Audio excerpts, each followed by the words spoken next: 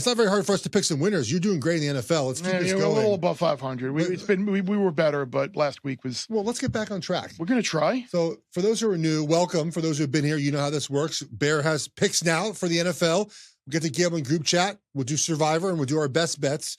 So right now, Bear's first game that he likes, Cincinnati Bengals at the Jacksonville Jaguars. Jaguars are favored by 9. Bengals are 5-6 overall. They're 4-6-1 against the spread. Lost Steelers last weekend without Joe Burrow out for the season. Just had wrist surgery. Hope he's well for next season. Jaguars 8-3 overall and against the spread. They just beat the red-hot Houston Texans in Houston. Bear, where are we going here? I know the Bengals are going nowhere now with Browning a quarterback, and playoffs are a dream. But despite the defense not being what it was last, it's still a prideful enough unit, I think, to keep them in the game. I think Browning, he was fine against Pittsburgh. He's not Joe Burrow, but look, the Steelers defense last week, he was okay in that game. They easily could have won that game. Now you're going up against Jacksonville. I think it's a better matchup for them. 9 just feels like too many. Do I think they're going to go there and win? No, but it's nearly double digits. I'll take the Bengals here. Yeah, Jacksonville's offense has just not been clicking right. No. The one concern I have for Bengals is I was on the Bengals. I think you were last weekend as well against Pittsburgh. Maybe you weren't. No, it's not. But I thought the Bengals were going to have that one game bounce to the backup quarterback. Mm-hmm. Just the first game back, the first game of we're going to play really well with Jake Brown, and they didn't. They didn't. And that's the concern about this game is are they just a dead man walking franchise right now, knowing that everything they want to accomplish is now done for the season? Not win the North, not going to be a playoff team, and sort of this. Their growth as a team was blunted this year with the Burrow injury. But I thought the Jets could have been that one game bounce, and the locker room would have been ecstatic that Tim Boyle was starting and not Zach Wilson. And the same thing with I thought the Patriots were going to start someone else other than Mac Jones. And the Hail Mary almost got the team fired up for the Jets. That was someone on national radio.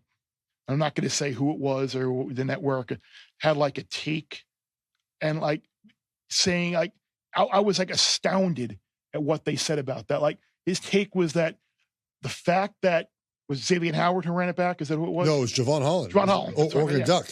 Yeah, that's what. That showed how selfish and stat driven the Dolphins were. That the first thing he thought of was intercepting the ball and running it back for a touchdown. That the first thing he should have thought of was just knocking it down. And I was like, huh?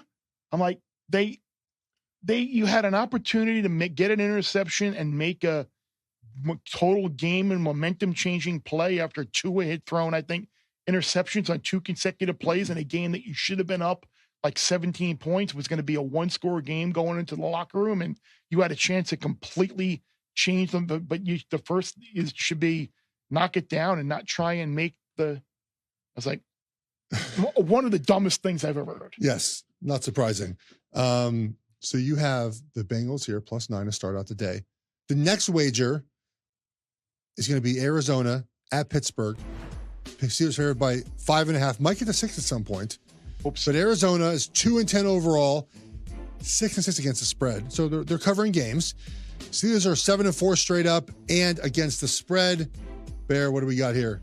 I'm gonna hold my nose. I'm going to take the Cardinals plus the points here. As you should. Hoping it gets to 6 for everybody out there, so you might want to wait. It's probably headed that way. Look, they were awful last week. They were terrible. They scored 16 and 14 points the last couple of weeks. It's hard to lay points with the Steelers. Usually you're not laying close to a touchdown, but I think that's going to be a rare spot.